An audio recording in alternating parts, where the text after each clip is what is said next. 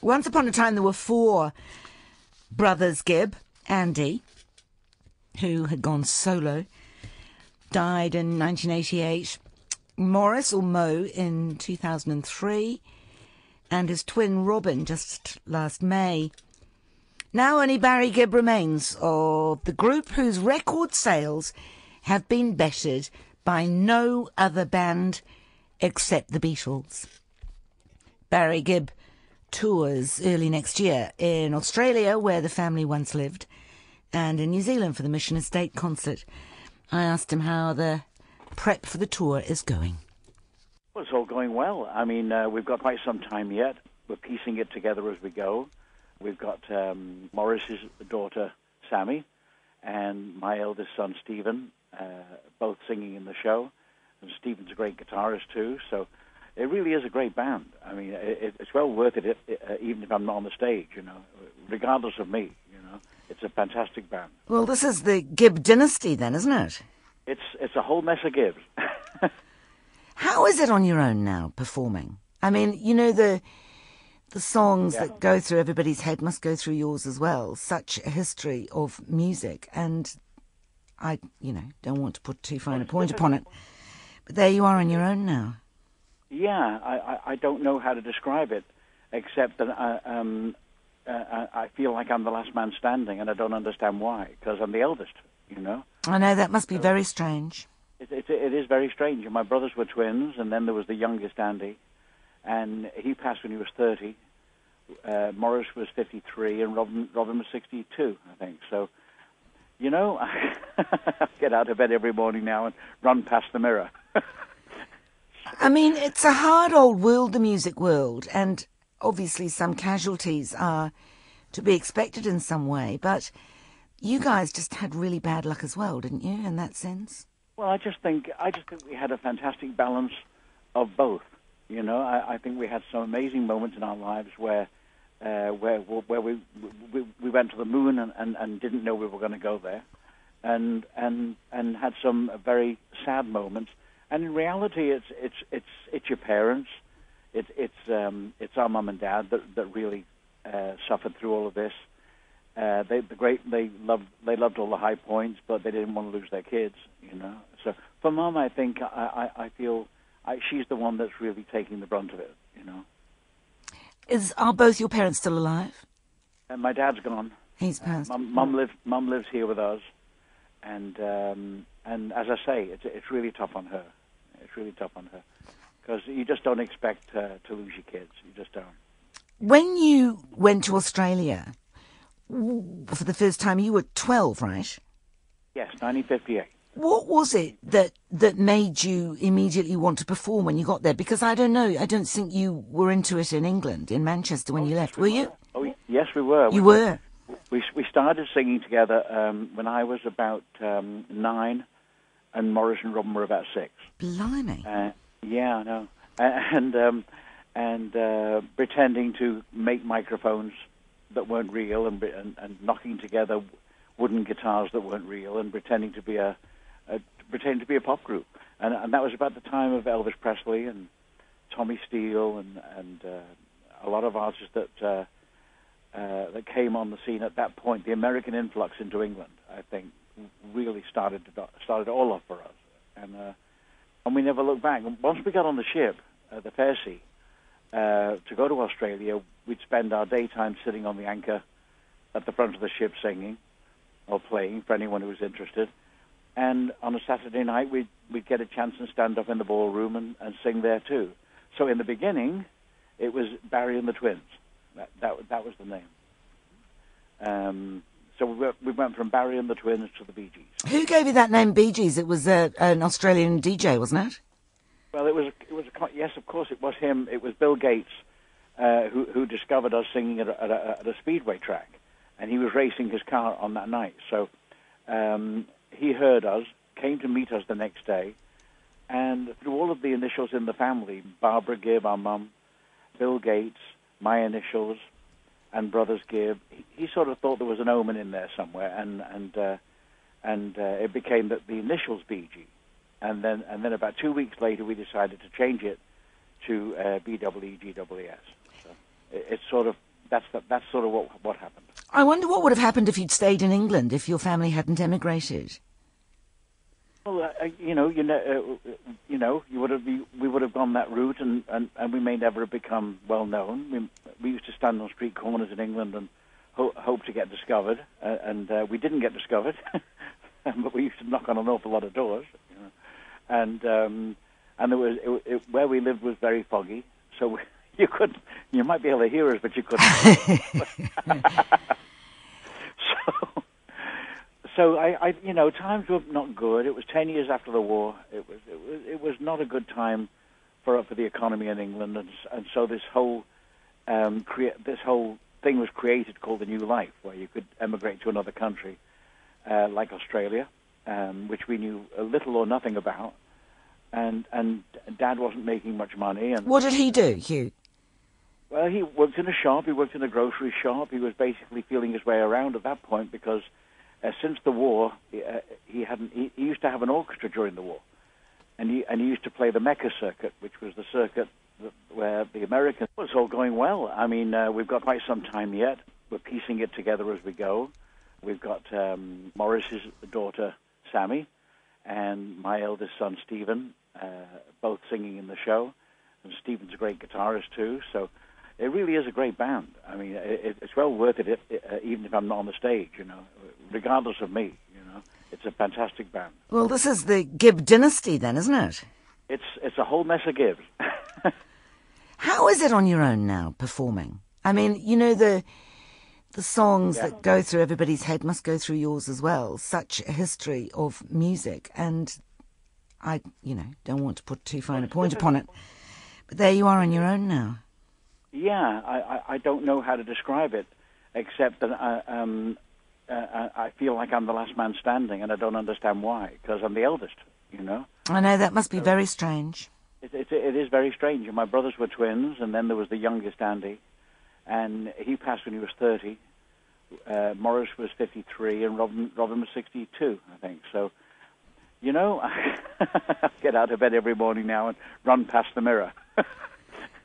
I mean, it's a hard old world, the music world, and obviously some casualties are to be expected in some way, but you guys just had really bad luck as well, didn't you, in that sense? Well, I just think we had a fantastic balance of both. I think we had some amazing moments in our lives where we went to the moon and didn't know we were going to go there, and had some very sad moments. And in reality, it's your parents, it's our mum and dad that really suffered through all of this. They loved all the high points, but they didn't want to lose their kids, So for Mum, I think I feel she's the one that's really taking the brunt of it, Are both your parents still alive? My dad's gone. He's passed. Mum lives here with us, and as I say, it's really tough on her. It's really tough on her because you just don't expect to lose your kids. You just don't. When you went to Australia for the first time, you were 12, right? Yes, 1958. What was it that made you immediately want to perform when you got there? Because I don't know, I don't think you were into it in England, in Manchester, when you left, were you? Oh, yes, we were. You were? We started singing together when I was about 9, and Morris and Robin were about 6. Blimey. Yeah, I know. And pretending to make microphones that weren't real, and knocking together wooden guitars that weren't real, and pretending to be a pop group. And that was about the time of Elvis Presley and Tommy Steele and a lot of artists that came on the scene at that point. The American influx into England, I think, really started all off for us, and we never looked back. Once we got on the ship, the Fairseas, to go to Australia, we'd spend our daytime sitting on the anchor at the front of the ship singing or playing for anyone who was interested. And on a Saturday night, we'd get a chance and stand up in the ballroom and sing there too. So in the beginning, it was Barry and the Twins. That was the name. So we went from Barry and the Twins to the Bee Gees. Who gave you that name, Bee Gees? It was an Australian DJ, wasn't it? Well, yes, of course, it was him. It was Bill Gates who discovered us singing at a speedway track, and he was racing his car on that night. So he heard us, came to meet us the next day, and through all of the initials in the family, Barbara Gibb, our mum, Bill Gates, my initials, and brothers Gibb, he sort of thought there was an omen in there somewhere, and it became the initials BG, and then about 2 weeks later we decided to change it to BEEGWS. So it's sort of that's sort of what happened. I wonder what would have happened if you'd stayed in England if your family hadn't emigrated. Well, we would have gone that route, and we may never have become well known. We used to stand on street corners in England and hope to get discovered, and we didn't get discovered, but we used to knock on an awful lot of doors, and there was where we lived was very foggy, so you might be able to hear us, but you couldn't. So I times were not good. It was 10 years after the war. It was not a good time for the economy in England, and so this whole thing was created called the New Life, where you could emigrate to another country, like Australia, which we knew little or nothing about, and Dad wasn't making much money. And what did he do, Hugh? Well, he worked in a shop. He worked in a grocery shop. He was basically feeling his way around at that point because. Since the war, he used to have an orchestra during the war, and he used to play the Mecca circuit, which was the circuit where the Americans would dance with the English soldiers' wives and girlfriends while they were away. So with the Americans' influx into England and the ballroom dancing, my father used to have the band in Edinburgh when the Yanks were stationed in Edinburgh. So that would have been pretty glamorous, wouldn't it? I suppose so, yeah. My mum was a band singer, and Dad was the conductor, and my wife's parents danced to my dad's band. Oh, nice. During the war. And was it your father that was the driving force behind you? It sounded like you, all three boys, were so ambitious that you didn't really need a kind of a... Well, I wouldn't call... It wouldn't be right to say he was the driving force because he was with us all the time because we were too young to go into some places where we played. But he would have been just as happy to sit at home, and as times got better, he got more excited about it. But beyond that, I think he was quite happy to watch TV, and then he became quite ill. So by the time we got back to England, which was '67, he was pretty much he was pretty ill. So he didn't partake after that. Once Robert Stigwood stepped in and became our manager at the NEMS, the Beatles organisation. Because he was partner of Brian Epstein at the time, wasn't he? Yes. Let us talk about Robert Stigwood for a moment, because I know that he did, I think you said, wonders for you. Yeah. But you fell out in a big way later on and ended up suing him for fraud and conflict of interest. And you weren't the only musicians that fell out with Robert Stigwood. I mean, the Rolling Stones fell out with him in a big way as well. What was up with him? Well, I certainly wouldn't comment on any of that. That was an argument over finances and publishing, and Robert and I are as close today as we were then. So, I wouldn't want to go over that. We were not getting on for about 3 or 4 years, and then we settled everything. And now you're the best of friends. Yeah. Absolutely true. That first big hit in Britain, New York mining disaster, was when I think about it, it's a really strange song. Where did that come from? Well, it came from the Aberfan mining disaster, which claimed about 240 lives, or children's lives, because the mountain of slag, or the mountain of coal, came down on top of the school in Aberfan, and that influenced the idea of the song. So it's really dedicated to those children. But we didn't call it that. Why not? Because we felt that was too close. It was just too close and too sad. Too sad. And so you transferred it to New York? And there was a mining disaster in New York. So 1941 is the usual date attached to it, isn't it? 1935. We got the date wrong. Oh, okay. Didn't matter, though, did it, really? It didn't matter. I mean, that put you on the map, right? Yeah, that gave us the start. But the song that really put us Well, on the map internationally, but the first song really was Spicks and Specks, and that was our first hit leaving Australia, as we left Australia.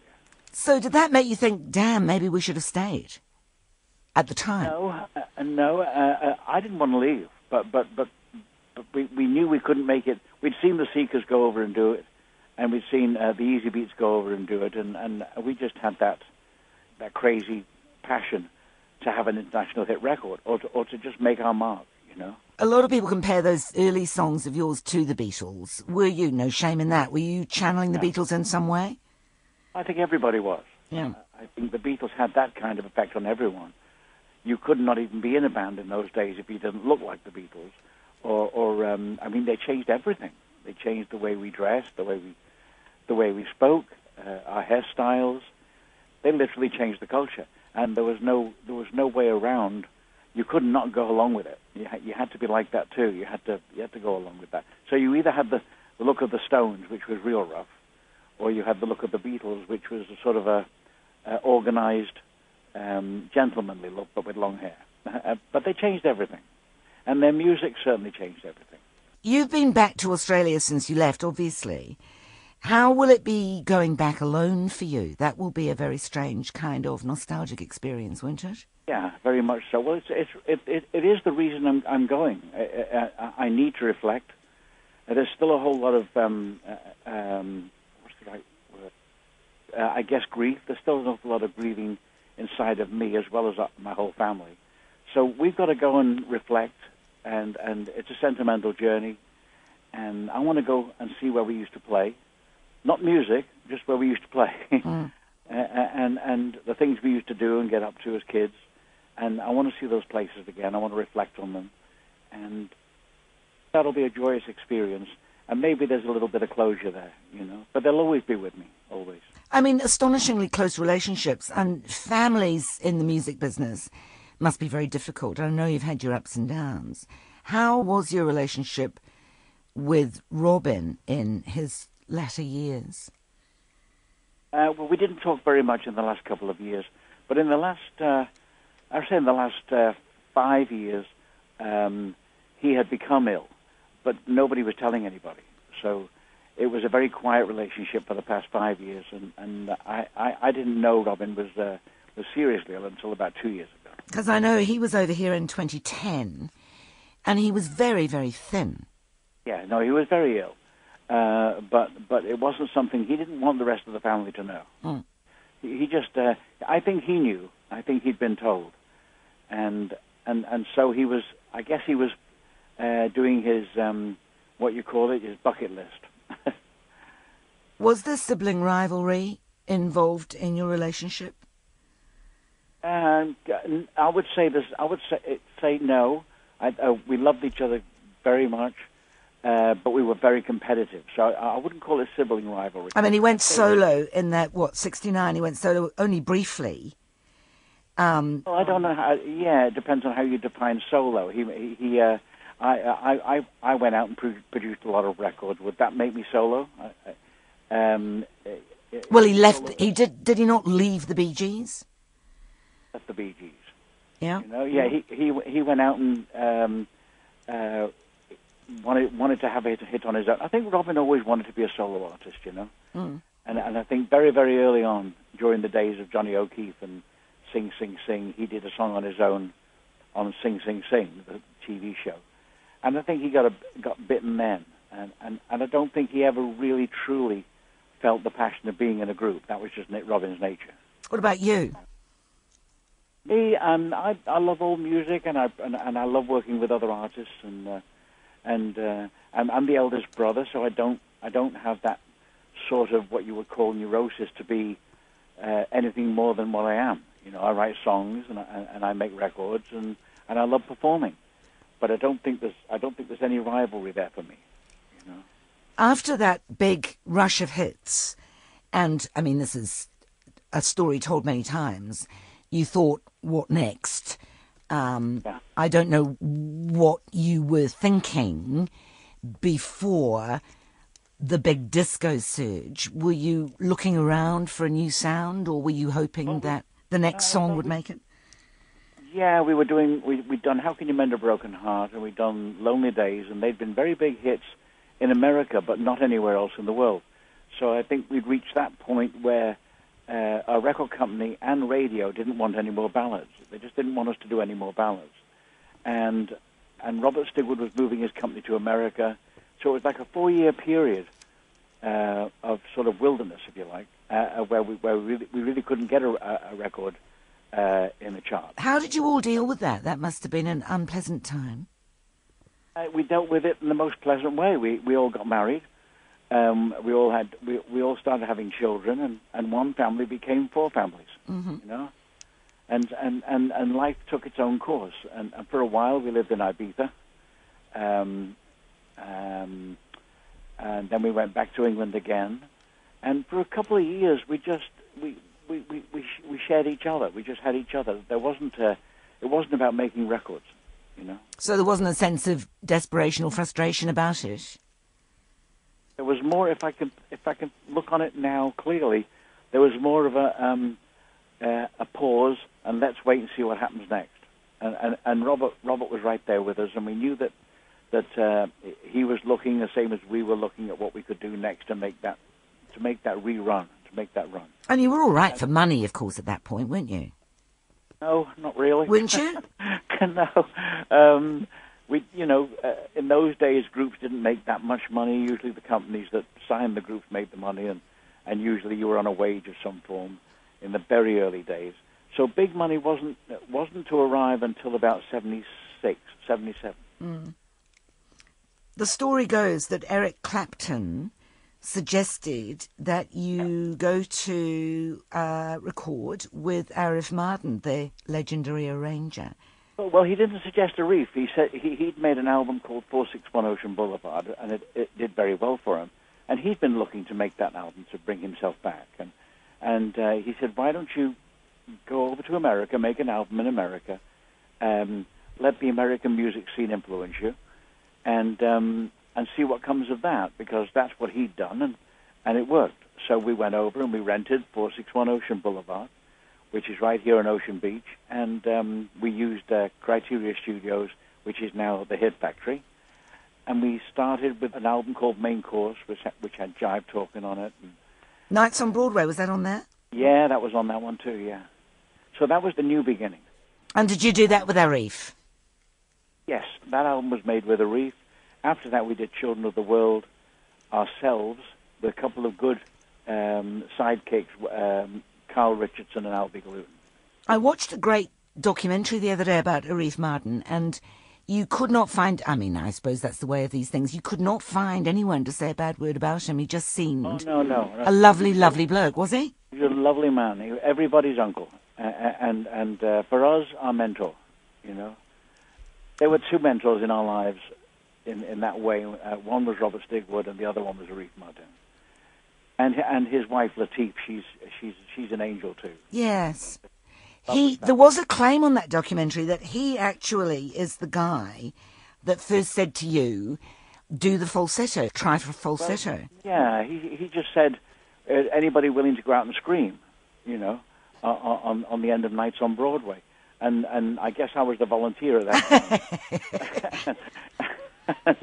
and then discovered that these other muscles in my throat can do that. So is that right? I'm doing it. Yeah. So all of a sudden you discovered you could get up there. Yeah. I had no knowledge about it at all. That must have been a terrible shock. No, it was a shock, but it wasn't terrible. Hey. And after that, of course, it became a trademark sound. Yes, it did. For the next 5 years, 6 years, the whole dance scenario exploded, and Saturday Night Fever, the film, came out featuring that music, and I think Robert Stigwood and us were all mutually shocked that it would do what it did. You know, that it had the success that it had. You know, and then of course Robert went on and did Grease, and yeah. Was disco around when you were recording, you know, Main Course, or did you tap really. It was Donna's Summer. It was just starting to come out of Germany. That kind of music, that kind of stomp. It's almost like a stomp. There's no upbeats. And "Love to Love Your Baby," I think, was the first real disco record we ever heard. I remember watching, those videos in the early days of disco, and you've got those insanely tight white pants on, and the whole satin jumpsuit thing going on, and the hair and the tan and the... Did somebody say to you, "We need to make you over, sit down, we need to fix the hair, wear this"? Oh. No. We did... My hair didn't need fixing, for your information. And secondly... not fixing, just rearranging. No, it wasn't rearranged. It was rearranged by me. We did a fashion shoot with Mr. Scavullo, and he just threw... He had a pile of clothing on the floor, and he would throw articles of clothing at us and say, try this on, try that on. It was a very typical photo session. I think, primarily the whole look and the whole feel of the whole film was really the color white, and what was going on in Robert's mind, we were just going along with. So it worked out great for us, and it worked out great for him. And then, there's John Travolta and Saturday Night Fever, and you could not have been hotter, could you? Yeah, right. Yeah, I suppose it was a bit like the eye of a storm. You're in the middle of it, but you cannot get a perspective of how you come across to people. It's impossible. You can't stand on the outside and look in. And so we just went along with it, raised our kids, went through the madness of making the film Sgt. Pepper, then the madness of the Guilty album with Barbra Streisand, and it just went on and on from there. And disco reached its peak, and then sort of faded, and that began to be taken over by, I guess, Poison and Def Leppard and what we now call Rock of Ages, or whatever was going on in the early 80s, So I think there was a great hunger for heavy rock groups at the time that the disco thing sort of peaked. And I think one thing took over from the other. And, Fever had made so much money for so many different people.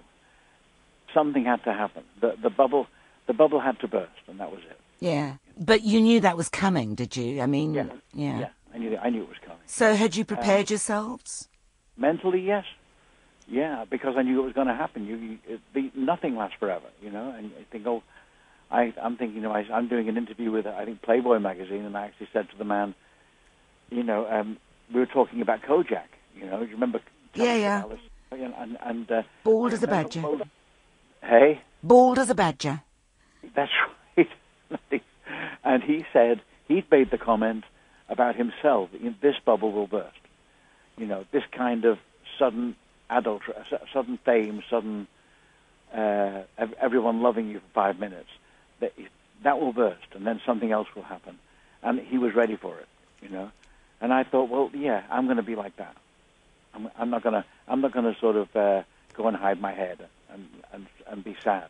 There's so much fun in life, and I just kept going. And we made records for other people, and like Diana Ross and Dionne Warwick. Unfortunately, your songwriting carried on. I mean, you've written some fantastic songs that have been huge successes for other people. That was our way through it. That was our way through that.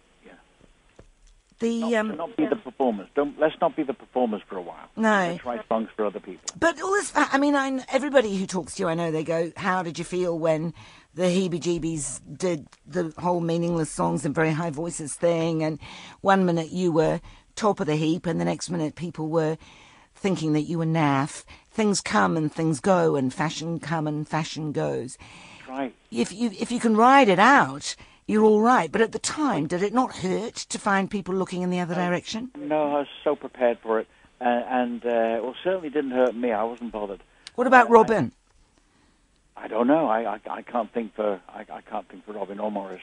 Because I know Robin got very. He was doing an interview in New Zealand a couple of 3 years ago. Maybe it was on the occasion of the 2010 tour, and he got very testy when he was asked about what happened after disco dived, and he didn't like the implication, although I don't think the implication was really there, that his life had ended when disco went over.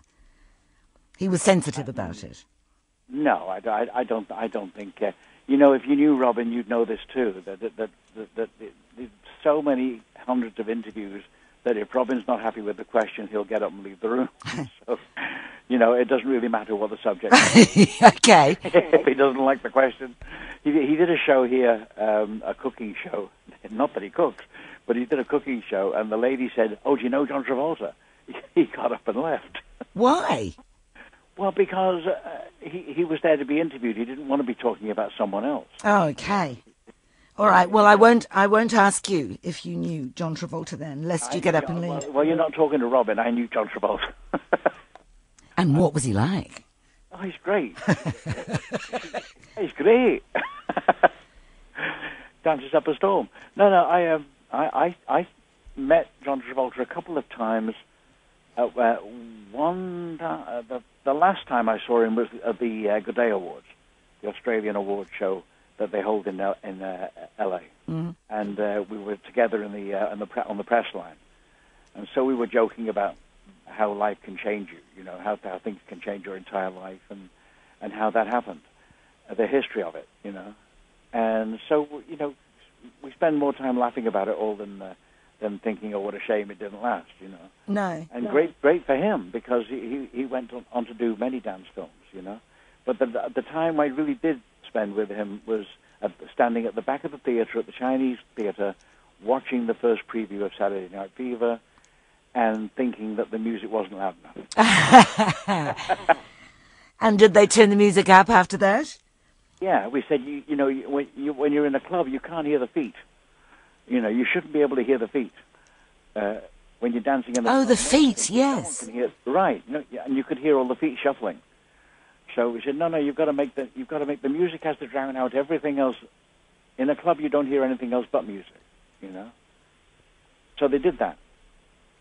Some of your songs can't, I'm imagining, be done without Robin, either music-wise or perhaps even emotionally for you. Are there some songs that are out of the question now for you? I can't make a comment on that, because a lot of the songs that I love and that I sang I'm doing on the show, and I won't encroach on what Robin sang. So it's Robin did it the other way around and sang songs that he didn't actually sing in the group. So that's what you're saying isn't entirely true. All right. There are many songs that we sang on our own, you know. Interestingly enough, your son Stephen, as I understand it, is a heavy metal guitarist singer by trade. He gives us a bit of a hard edge. He's covered in tattoos and loves heavy metal music. So you know that happens too. But he loves playing with me. He loves playing with my band. And you've worked with your son Ashley too, haven't you? Yes. Well, we write songs. Actually, Stephen and I write songs together now. The nice thing about now is that everything is a mashup. You know, people can love the Bee Gees, and people can love heavy metal, and people can love Neil Young, and they put it all together. So you know, while the 15 minutes of fame may have narrowed to 30 seconds of fame, in some peculiar way it also lasts longer. What do you think? Well, I don't know about 30 seconds of fame. I can tell you as an absolute statistic that we've been in and out of the American top 10 album-wise for 45 years. So I can't relate to the 30 seconds. No. I can only relate to the fact that we've still maintained having hit records for all that time. So I'm happy with that. You know, I've seen things, I've done things. There are things I've never seen and things I've never done, but I'm okay with it. You do not presumably need to tour, and I understand you want to go back to Australia, but musically speaking, do you want to tour? I want to be honest. I want to play. I'm hungry to play, and I have the greatest band, and if it's in your heart, you got to do it. And I just did the Grand Ole Opry with Ricky Skaggs, and because I love bluegrass music, you know, and they let me do the Opry, and that was a sensational experience. So every time I get the chance, I'm going to be up on that stage. And you're going to be performing with Carole King at Mission here, aren't you? Well, yes, she's on the show. Have you been on a show with her before? Oh, no, I'm going to faint. because if it wasn't for people like Carole King, I would never have started writing songs at all. So, and a lot of her songs truly inspired me. So that's going to be a great rush for me. And she's another one, of course. I mean, Tapestry is often, one of people's favourite seminal albums. Yeah, there's a song called "It Might As Well Rain Until September." Yeah, which is still my favourite song. Well, there's a few, but that's certainly one of them. So there will be more tours for you after this one? Well, this is literally 4 or 5 shows. We're adding shows in Australia, but maybe 2, and then we're going to do the winery, and then we're going to take stock. We're going to look at us. Everyone's got a family. Everyone in the band, pretty much. And so we're going to look at each other and we're going to say, okay, do we want to go to England? Do we want to do Europe? Or do we want to do the United States? And we'll come to an agreement on that. But we have to do these shows first to see how our knees feel. What's your favourite all-time song that you've done? That we've written, I would say there's 2 for me. One is 1st of May, and the other one is a song called Immortality, which Celine Dion sang. Immortality, I think, is my favorite. But the one I wrote for my wife, if I have to go back that far, would be The Turning Tide, a song called The Turning Tide, which is not very well known. So I got favorites no one's ever heard of.